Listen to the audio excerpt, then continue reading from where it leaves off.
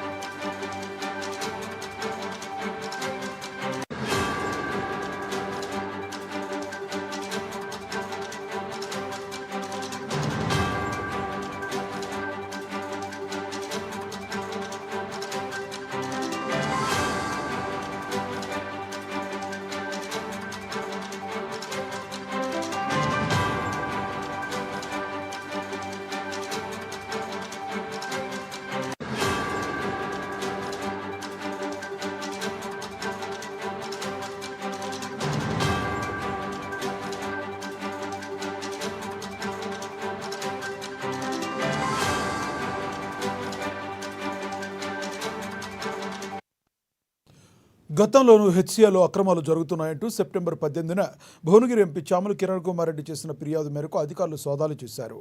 ఉప్పల్ స్టేడియంలో నిర్వహించే అంతర్జాతీయ మ్యాచ్లకు రవాణా, క్యాటరింగ్ కాంట్రాక్టులు ఇవ్వడంలో కొందరు హెచ్సీఏ సభ్యులు అవకతవకలకు పాల్పడుతున్నట్లుగా కిరణ్ కుమార్ రెడ్డి ఆరోపణలు చేశారు. ఈ మేరకు సంబంధిత డాక్యుమెంట్లను విజిలెన్స్ అధికారులు స్వాధీనం చేసుకున్నారు.